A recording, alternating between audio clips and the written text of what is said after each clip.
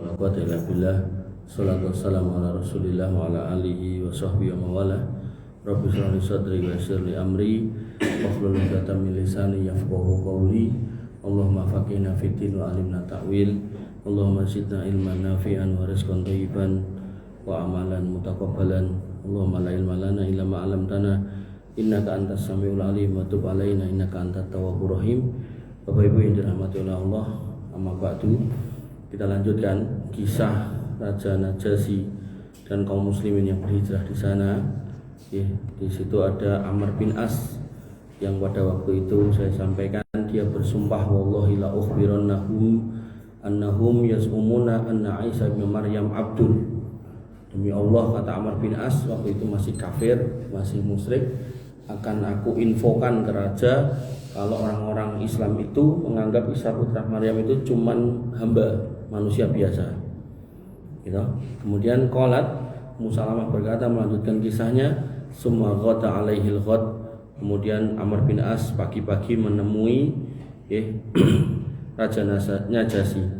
Faqala lahu, dan berkata, ayyuhal malik, wahai sang raja, innahum yaquluna fi Isa bin Maryam qaulan adiman. Mereka punya omongan yang luar biasa, adim, besar. Niku nek konotasinya positif, nek konotasinya jelek, omongan sing luar biasa, mengerikan. Tentang Isa bin Maryam, fa'arsil ilaihim fas'alhum amma yaquluna fi. Maka datangkan mereka, panggil, tanyakan tentang Isa bin Maryam. Kemudian fa'arsala ilaihim yas'aluhum anhu. Kemudian didatangkanlah mereka dan ditanya. Qalat walam yanzil bina mithluhu ma'a al-qaum faqala ba'dhum li ba'din. Tidak ada hal seperti ini yang terjadi pada kami, maka mereka berkumpul satu sama lain. Jadi mereka wis was-was gitu loh, karena umumnya gitu, orang Nasrani itu meyakini Isa bin Maryam itu Tuhan umumnya. Makanya kaum muslimin pada waktu itu ya sebagai manusia biasa ya was-was. Nek salah ngomong dikuateni kan gitu. Madza taquluna fi Isa idza sa'alakum an. Nah, mereka ngobrol dulu internal. Piye ngono nek kok soal Isa piye gitu. Kemudian mereka kompak menjawab, naqulu wallahi fihi ma qala Allah wa ma ja'a bihi nabiyuna kainan fi dzalika ma huwa kainun. Demi Allah, yang akan kita katakan tentang Isa ya apa adanya aja, seperti yang disampaikan Nabi. Apapun yang terjadi. Gampangnya nek engko nganti sing diomongke kok gak sesuai dengan keyakinannya kerajaan, akhirnya dihukum mati, ya wis resiko megang keimanan. Makanya nek zaman dulu orang megang keimanan kayak gitu siap mati. Nek sakniki wedi luwe. Lagi diiming-imingin dok kali sepermewe pindah agama gitu. Masyaallah. Nggih. Makanya Bapak Ibu dirahmati Allah Subhanahu wa taala. Falamma taqalu alai, ketika mereka menemui Najasyi, qala lahum, Najasyi pun bertanya, ma taquluna fi Isa ibnu Maryam. Jane Isa bin Maryam ini menurut kalian tuh gimana toh? Diwakili oleh Ja'far bin Abi Thalib, sepupu Nabi sallallahu alaihi wasallam. Naqulu fihi alladhi ja'a bihi nabiyuna wa Abdullah wa rasuluh wa ruhuhu wa kalimatuh alqaha ila Maryam al-ghadra al-batul. Kami akan katakan bahwasanya Isa itu menurut yang disampaikan ke kami melalui nabi kami, dia itu cuman hamba, ya berarti menungso. Tapi sekaligus utusannya, rasul. Kemudian rohnya itu bukan rohnya Allah, maksudnya roh yang ditiupkan oleh Allah, dan kalimatnya kalimat kun fayakun. Dan disampaikan kepada Maryam sebagai sang perawan yang suci, artinya belum pernah berhubungan dengan laki-laki. Kemudian fadaraba an-Najasyi yadahu ilal ard. Najasyi kemudian memukul tangannya ke tanah. Fa akhadha minha audan, kemudian dia mengambil sebatang kayu. Di tanah itu ada sebatang kayu.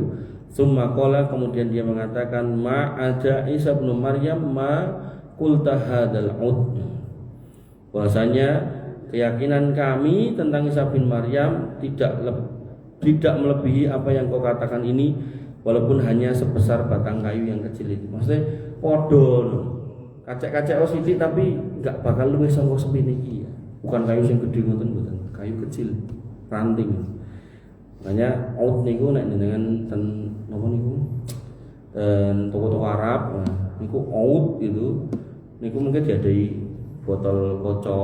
Nah niku isine cuwilan kayu napa gaharu. Nek diobong metu kuluke. Cilik-cilik niku tak menten-menten. Jadi keyakinanmu karo aku ki padha, umpama beda sakmene iki tok lho. Dan ini paribasannya napa?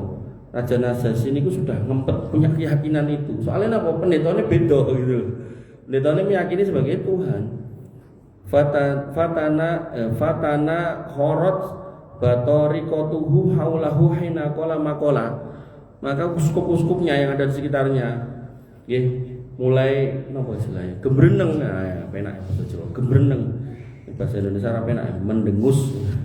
Ketika dia mengucapkan kalimat itu, kok ngono rajane awake dhewe kok ngono keyakinane gitu.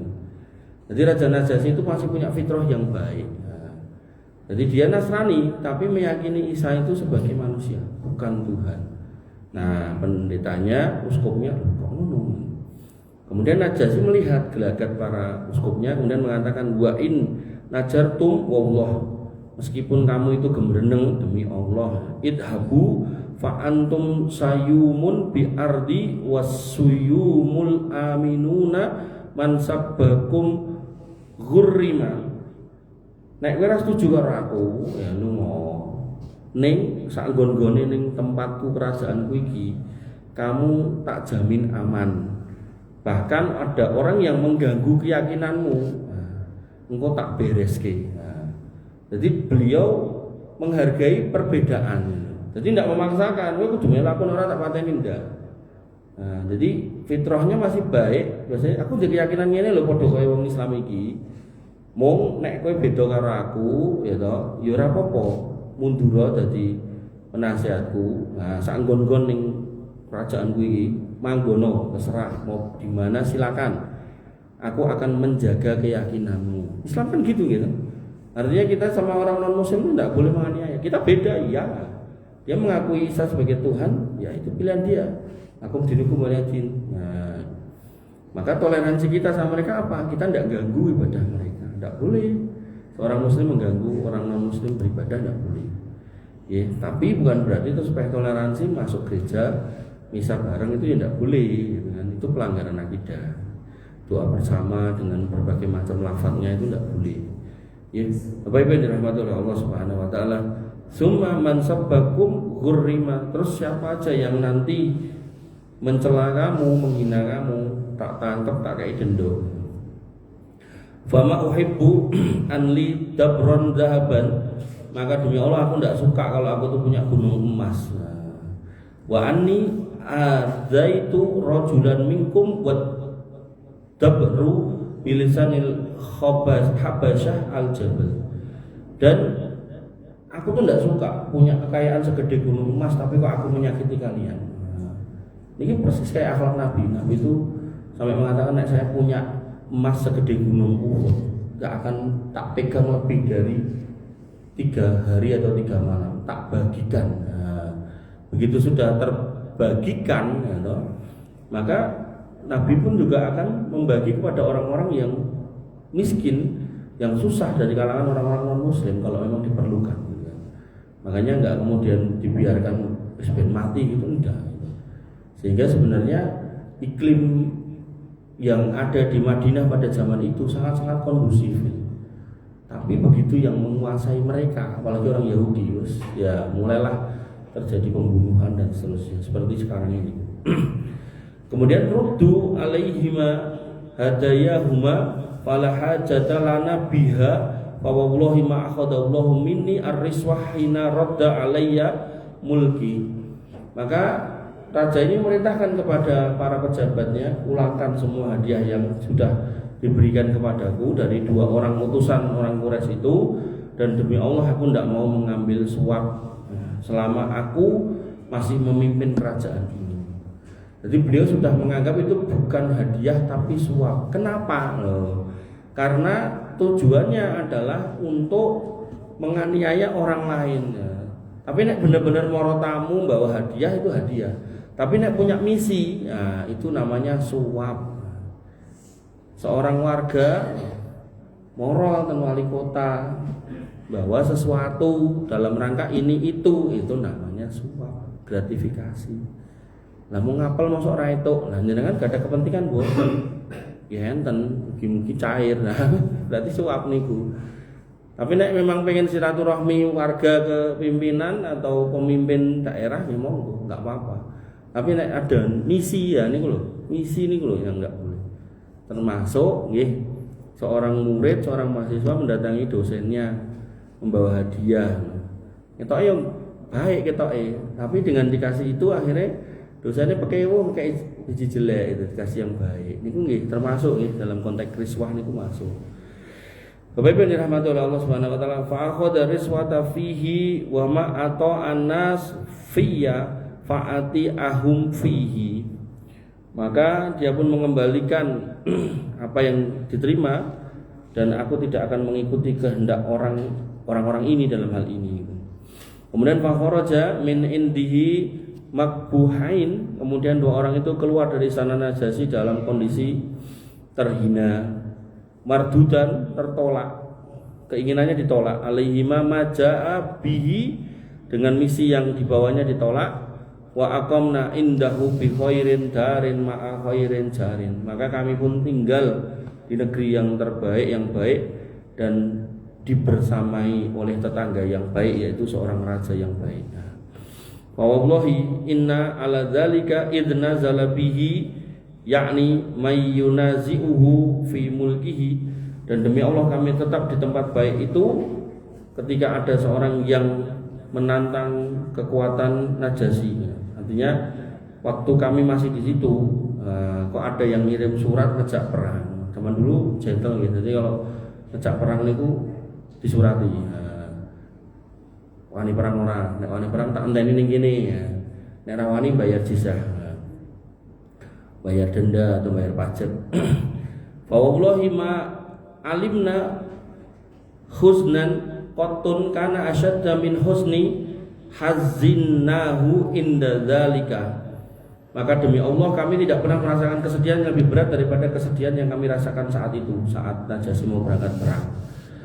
Takhawufan ayyadhara dzalika 'ala Najasyi fa ya'tiya rajulun la ya'rifu min hakina, karena kami khawatir nanti Najasyi itu kalah, terus negeri ini dikuasai sama orang-orang yang tidak menghormati hak-hak kami. Hak untuk apa? Beragama sesuai keyakinan. Jadi orang Yahudi sekarang ini loh yang di sana ini. Jadi dulu waktu Palestina itu dipegang sama orang Islam, dalam hal ini yang paling terakhir itu kan Utsmani gitu kan, Kekaisaran Turki Utsmani. Itu orang Yahudi itu bebas keluar masuk, bebas berdagang ya boleh, ibadah ya boleh, nggak diapa-apain. Tapi sekarang jangan nyaksikan sendiri. Dan itu sebenarnya dari masa ke masa ya kayak gitu. Jadi kalau suatu negeri tes, waduh, sabotase orang Yahudi, nyala udah. Jadi suatu negeri itu kalau dikuasai orang Islam, itu orang non Muslim itu insya Allah aman, insya Allah aman. Hatta saiki sekarang ini Saudi Arabia itu, di Saudi yang posisi Saudi Utara atau Saudi Selatan itu banyak orang Syiah. Boleh tinggal di situ, tidak diapa-apain, yo kerja, yo ngapa-ngapain. Cuman dilarang untuk mempraktekkan ritual-ritual Syiahnya di jalan-jalan, sing nutuk-nutuk nih berdarah-darah. Jadi mirip kayak zaman Pak Harto. Itu orang-orang Chinese itu dilarang untuk menunjukkan kecinaannya di jalan-jalan itu dengan ritual-ritualnya segala macam itu. Nah, zaman Pak Harto, nah ini kan boleh. Nah di Saudi itu orang Nasrani ya ada, minoritas memang. Kemudian orang Syiah ya ada, tapi tidak boleh mempraktekkan ibadahnya di jalan-jalan.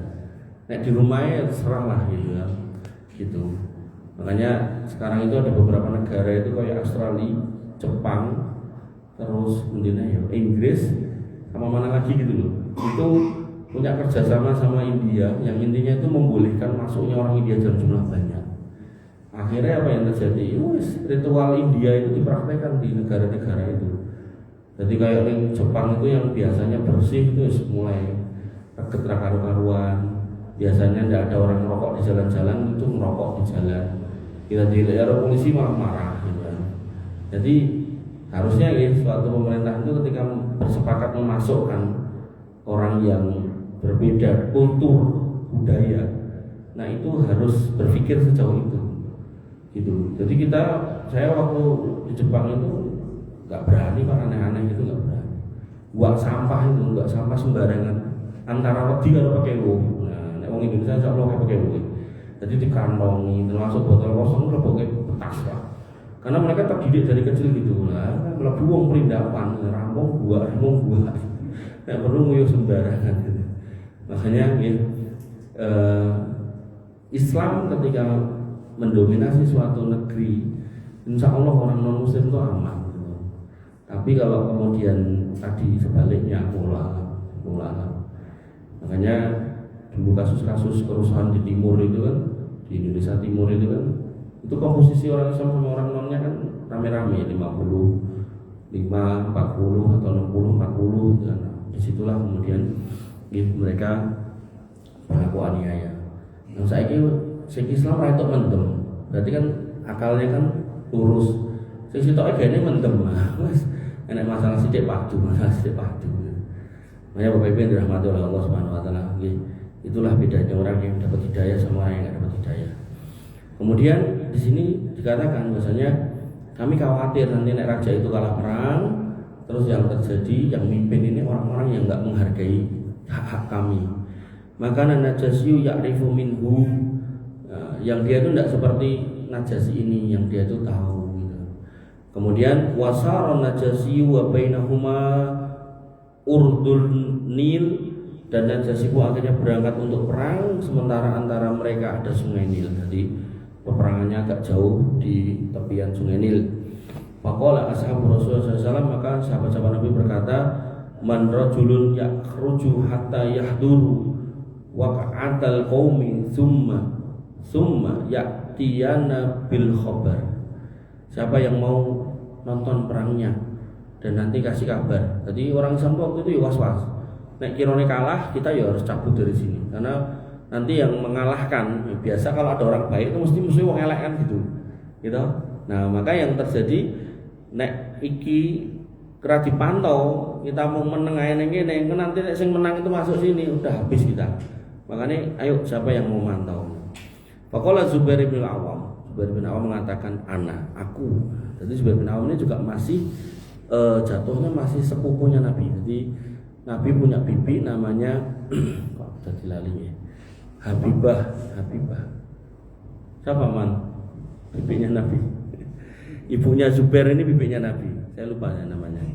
Nah, qalat. Nah, kemudian wakana min ahdasil qaumi sinan, dan dia adalah yang paling muda. Jadi Zubair bin Awam niku kecile niku di napa istilahnya? Diajari kendel sama ibunya itu. Ummu Habibah kalau tidak salah, Ummu Habibah bintu Abdul Muthalib.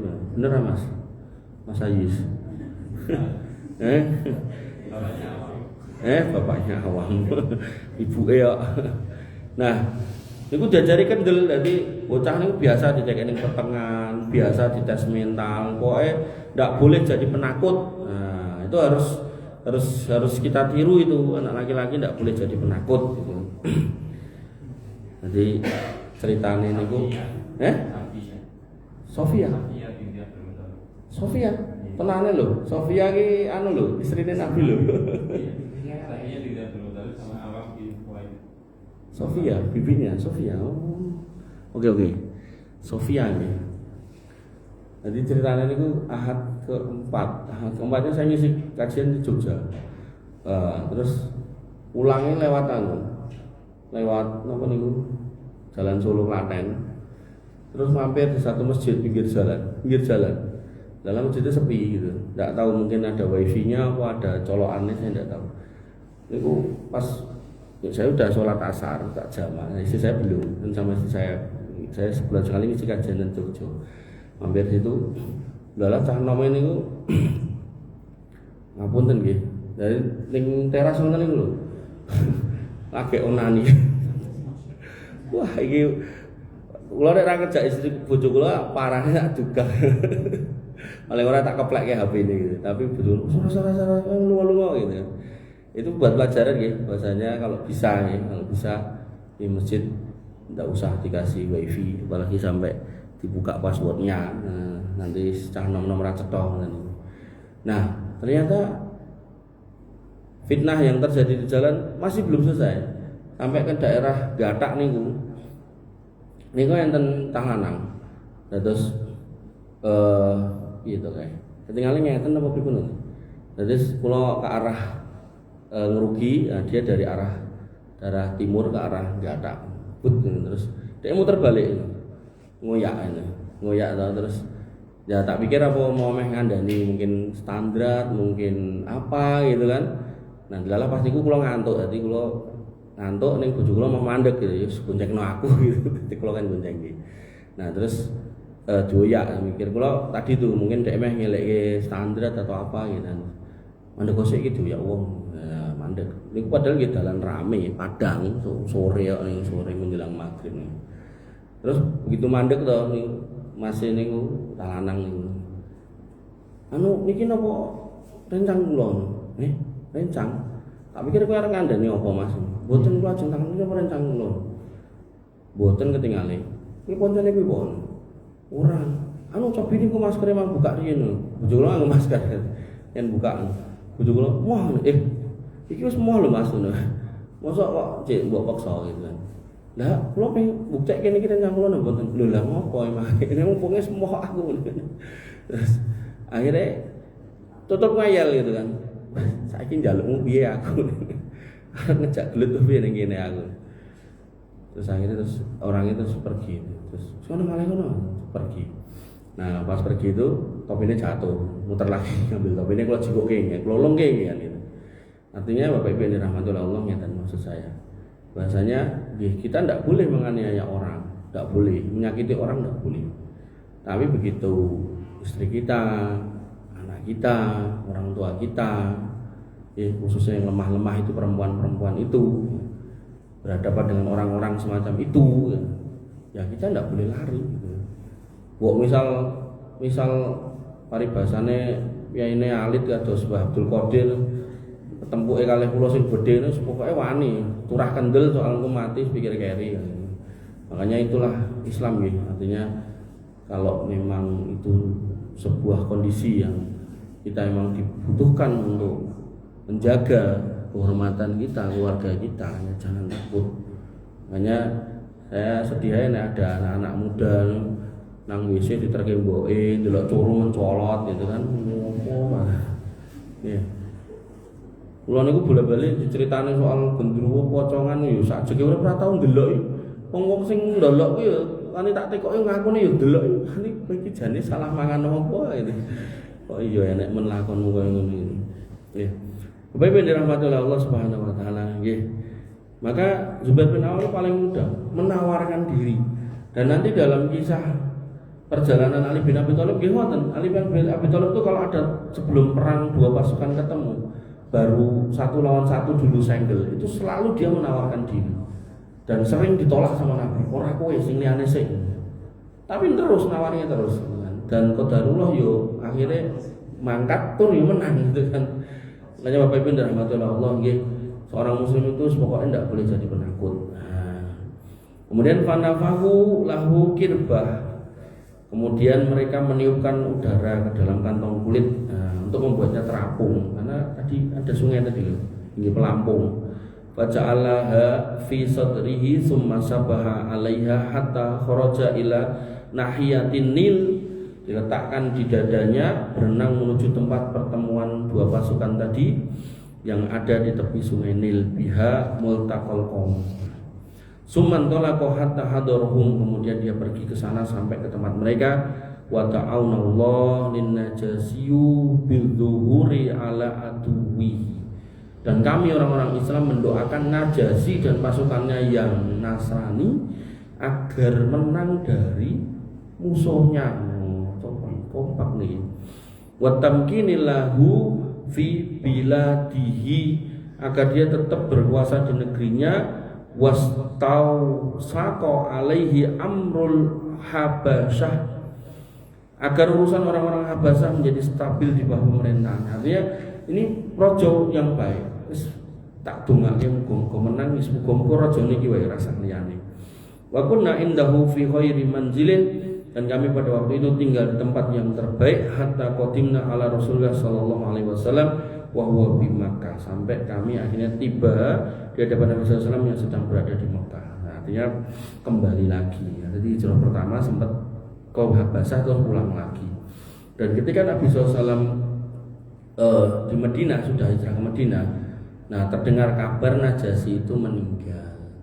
Nah, Nabi mensolatkan secara gaib. Solat gaib itu berarti solat jenazah yang dilakukan di lain tempat dan lain waktu. Jadi tidak langsung pas ada jenazahnya gitu. Artinya ngeten sebenarnya loh ya, sebenarnya ketika ada orang meninggal di sini des gitu, maka umpami gadah putra kok tebih entah teng Jakarta entah teng Amerika, niku sunah niku jane niki jenazah niki tetap dimasukkan kuburan segera, karena menyegerakan prosesi itu yang terbaik. Kata Nabi, nek dia orang baik bendang ketemu sama ganjarannya, janji Allah untuk dia. Nek dia orang jelek, ben kampung wi aman, ya, tidak terkena fitnahnya, masukkan ke situ. Nah, nanti saudaranya, keluarganya, putranya yang OTW tadi, biarkan dia nopo salat gaib ngoten jani. Tapi umumnya di kita ngenteni. Ya salon-alon lah jenenge belajar nggih. Alon-alon ini praktek ini nih Pak Tito. Kali putranya teng Amerika. Nah, Bapak Ibu rahmatullah Allah Subhanahu wa taala, ini juga menjadi dalil nggih bahwasanya apa?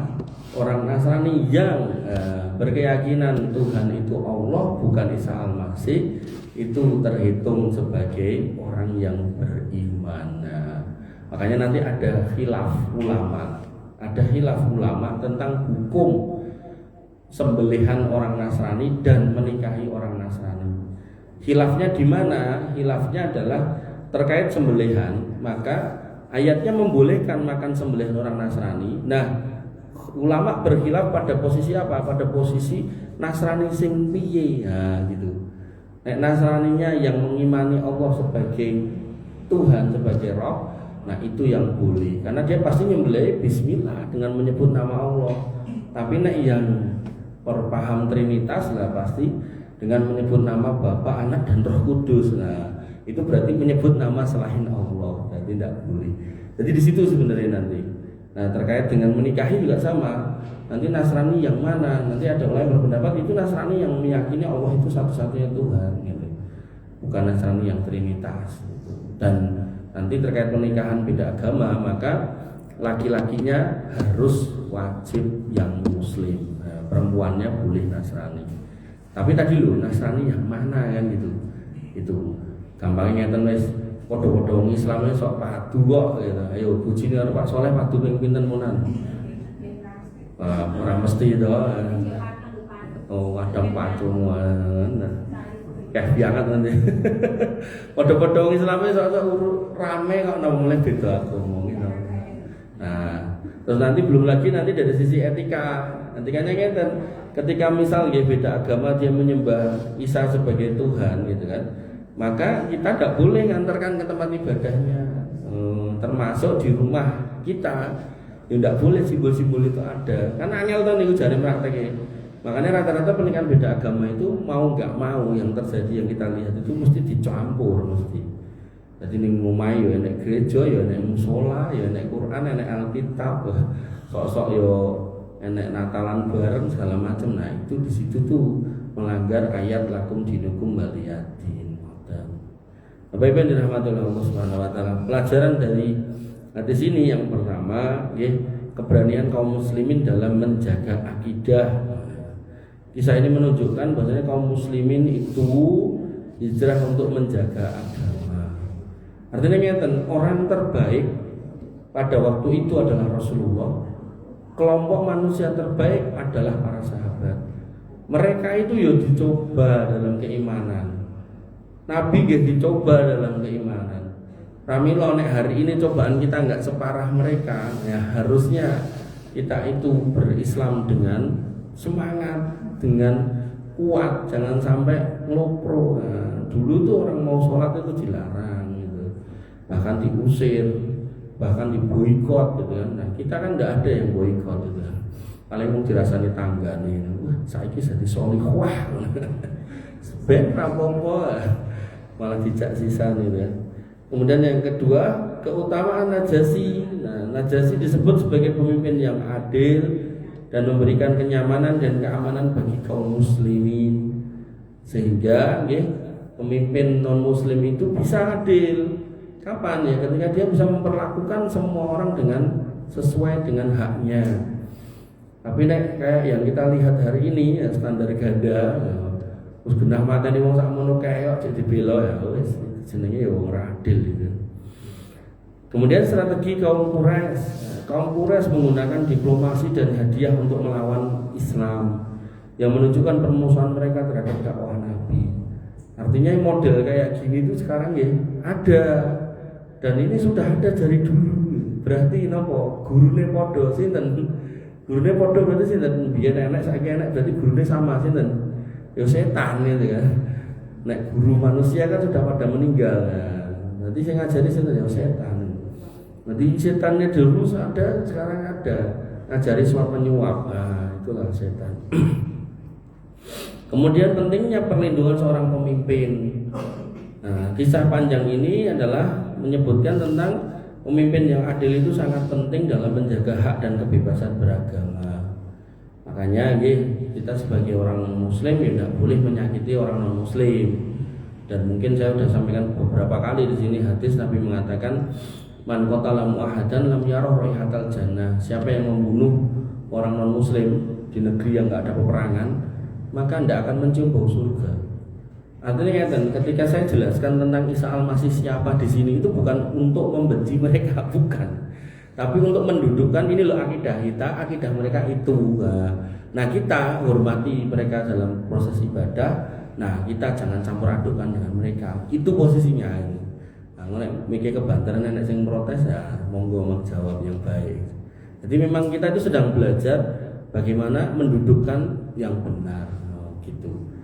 Wong para sahabat tadi aja berani ngomong walaupun resikonya meh dipateni, kita lagi diprotes karo tanggane wis geger gitu ya. Maka Bapak Ibu dirahmati oleh Allah Subhanahu wa taala, malah dijelaskan sisan gitu kan. Iki malah dicethake kedudukane ngene. Terus ustadnya yang ngajari nek jenengan ibadah kita kan menghormati, ora kon ganggu gitu. Ya, karena nanti ada juga sing ngajari, iki berarti kayak salah, pateni wae gerjone diopo. Nah, enten sing ngoten niku. Nah, saya kan tidak seperti itu posisinya. Kayak Bapak Ibu dirahmati oleh Allah Subhanahu wa taala, nggih. Kemudian toleransi dalam Islam, maka Islam menghargai pemimpin non muslim yang adil dan memberikan perlindungan kepada kaum muslimin. Makanya nggih, di provinsi-provinsi yang mayoritas non muslim ya silakan dipimpin non muslim kalau emang apa warganya non muslim gitu loh. Kalau emang warganya non muslim kayak misalnya NTT, Papua gitu kan. Tapi ya itu ya sing adil. Mosok terus dikai dana otonomi khusus malah tinggu main judi ning Las Vegas 500 miliar. Kira diceluk KPK ngeloro malah mati sisan, rakyatnya pakai koteka.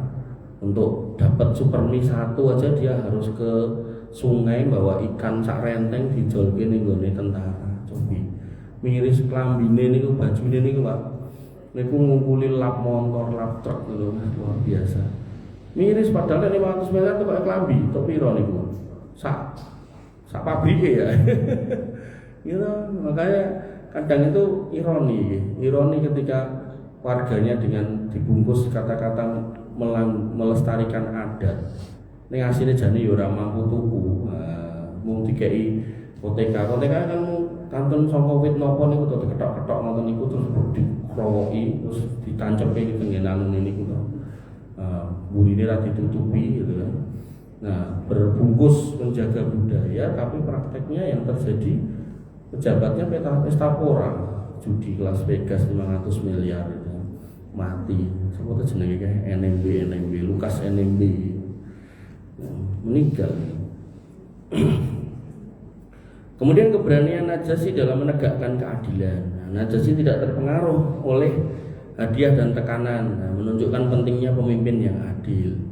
Nah, kemarin di sidang PBB banyak negara non muslim menyatakan Palestina itu adalah negara yang harusnya merdeka, diakui gitu. Malah presiden kita ragu-ragu. Nah, itu yo lucu jane statementnya. Saya akan mengakui Palestina merdeka kalau Israel mengakui. Saya ini nek kalimatnya diganti ngeten.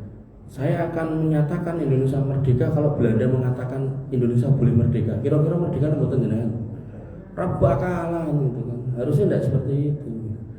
Makanya nggih, saya secara pribadi nggih termasuk yang berlepas diri dari kata-kata itu. Soalnya beliau mengatakan mewakili rakyat Indonesia. Saya nggak merasa terwakili dengan kata-kata itu. Karena ya nggak akan lah. Namanya penjajah kok kan mengakui orang gelem toh. Dengan proklamasi kami bangsa Indonesia menyatakan merdeka dengan catatan Belanda mengakui orang bakalan gitu. Ya, nanti mangdongake Pak Prabowo. Saya tuh merasa ya bisiknya aja itu sing kurang gawean. Orang-orang sing bisik ini dulu. Nah, itu mesti ya orang-orang Yahudi sudah melobi pembisik-pembisik Pak Prabowo tinggal mau cotek gitu kan. Nah, keluarlah itu kalimat-kalimat seperti itu. Padahal negara-negara kafir aja sudah mengakui, maksudnya tinggal negara Indonesia yang Muslim paling besar itu mendadak nggo kalimat bersayap ngoten niku sedih saya. Itu yang paling sedih saya nek kelingan. Kemudian strategi orang Quraisy melawan orang Islam. Kaum Quraisy menggunakan fitnah dan diplomasi untuk mengusir kaum muslimin. Sekarang ya terjadi toh. Bagaimana Yahudi mendiplomasi luar biasa sampai negara kayak Amerika rawani berkata-kata yang jelas-jelas niku salah loh. Jelas-jelas ada pengadilan HAM 100 sekian negara menginduk ke situ dan divonis Netanyahu sebagai penjahat perang, tapi yo raiso dicekeli. Nah, itu sama kan? Jadi sebenarnya toh Pak, sejarah itu berulang. Cuman tinggal tempat dan waktunya aja di mana terjadi. Makanya ayat itu berkali-kali mengatakan la'allakum ta'qilun mikiro. Jadi walaupun ceritanya soal Fir'aun, Qarun, Haman, Musa itu akan terjadi hari ini. Makanya orang-orang yang cerdas itu tidak akan kemudian ngapain ceritanya wong zaman batu diceritake saiki. Nah, itu sebuah ayat, sebuah hadis, itu kisah itu pasti akan berulang. Maka orang-orang yang berpikir ulul albab yang dikaruniai akal yang lurus, dia akan mengambil pelajaran agar tidak terjerumus di cerita yang sama gitu. Dan itu berulang. Makanya Ustadz itu paling materi itu ayat hadis, tidak akan kemana-mana ya. Nek nganti belajar tekan ngendi-ngendi ya itu dia bermasalah sebenarnya. Karena paling Nabi itu sampai Quran kan hadis wae gitu. Bapak Ibu dirahmati oleh Allah Subhanahu wa taala, keutamaan hijrah. Hijrah menjadi sarana untuk menjaga akidah dan melindungi diri dari kezaliman. Maka kalau misalnya Nabi aja pernah meninggalkan Mekah, dan karena sudah meninggalkan Mekah, Nabi nggak pernah kembali ke Mekah. Artinya Nabi ke Mekah untuk Fatul Makkah, nih balik lagi ke Madinah dan meninggal wafat di Madinah kan. Maka umpama nih orang-orang Palestina nih meninggalkan Palestina untuk hijrah, tidak ada masalah sebenarnya. Faktanya mereka lemah kok. Jadi kalau misalnya ada negara yang nampung, entah di Mesir, entah di mana, nanti tinggal sudah tidak apa-apa. Dan memang sunatullahnya kita pernah bahas, negeri itu adalah negeri tempat di mana nanti orang Yahudi itu harus balik situ. Ben gampang ning gropyok. Nah, makanya Yahudi dari mana-mana itu balik ke situ. Dan Yahudi itu enggak sing kulit putih, sing hitam enten, sing sipit enten, rupa India enten. Sosok Eropa Indonesia bareng ya enten. Makanya di dalam konteks orang Islam, nasab itu diturunkan dari bapak. Orang Jawa nggih ngoten, nanti orang Sumatera itu dari ibu. Nek orang Yahudi, pokoknya enggak salah satu orang tuanya itu Yahudi, entah pak entah mboke, maka itu disebut Yahudi. Cuman mereka juga membawa atau memakai istilah kelas-kelas gitu loh. Jadi nek kulit hitam itu yo Yahudi juga, tapi Yahudi sing termasuk bawah gitu. Jadi rasis juga mereka di sana itu. Makanya Bapak Ibu dirahmati oleh Allah Subhanahu wa taala nggih. Artinya kalau dalam kondisi yang sangat sulit hari ini orang Palestina, umpama mereka harus meninggalkan tempat itu, maka ya tidak apa-apa, faktanya tidak bisa melindungi diri kok, gitu kan. Makanya ada entah ustadz, entah ulama, entah syekh yang berfatwa orang Palestina haram meninggalkan Palestina, itu menurut saya terlalu berlebihan. Karena apa ya, dia membebankan sesuatu yang tidak sanggup ditanggung oleh mereka. Jadi Nabi aja meninggalkan Mekah. Nah dipikir-pikir Mekah oleh Palestina itu luwih mulia mana? Mekah. Nabi aja meninggalkan Mekah menuju Madinah. Maka ketika mereka meninggalkan Palestina itu ya kondisinya memang seperti itu. Makanya kok ada aktivis yang bengok-bengok kudu ning kono sampai mati, ya itu luar biasa. Hal yang gak tepat. Bapak dirahmati Allah Subhanahu wa taala. Kemudian ada kisah tentang keberanian dan kearifan kaum muslimin di awal. Seperti tadi kisah tentang Jubair bin Awam, masih muda tapi pemberani, disuruh mantau perang, mangkat nyebrang Sungai Nil, dilakoni gitu kan. Kemudian ada juga pentingnya dialog dan tabayun. Ya, artinya kalau memang suatu masalah itu rumit dan perlu didudukkan, ya monggo duduk, jangan sampai nggak mau. Makanya konflik rumah tangga, konflik keluarga besar, keluarga kecil itu kadang itu nggak selesai karena nggak mau pada duduk. Yuk duduk, masih kalau di sing padu masalahnya apa, dicari penengah. Suami istri kok padu masalah apa, dicari penengah. Itu terus sebenarnya solusi. Wasawir maka bermusyawarahlah. Kemudian Bapak Ibu dirahmati Allah Subhanahu wa taala, pentingnya pemimpin yang tegas tapi juga bijaksana. Tegas itu bagus tapi juga harus bijaksana. Kemudian terakhir, dalam berdakwah itu butuh akhlak, maka dakwah-dakwah yang tidak menggunakan akhlak yang baik itu hasilnya juga kurang baik. Makanya saya ini training ya, kasus-kasus bom bunuh diri atau ekstremisme seperti itu sudah terjadi berpuluh-puluh tahun yang lalu. Dari mulai macam-macam lah aneh-aneh ceritanya, itu juga nggak akan efektif dalam dakwah. Yang efektif ini di majelis ilmu tanpa ada hal-hal yang berbau-bau fisik, ya kita dakwah diterima alhamdulillah, enggak juga tetap alhamdulillah. Mungkin ini Bapak Ibu yang dirahmati oleh Allah yang bisa saya sampaikan, mudah-mudahan bermanfaat. Insya Allah besok kita sambung, besok minggu depan maksudnya, dengan kisah Nabi Muhammad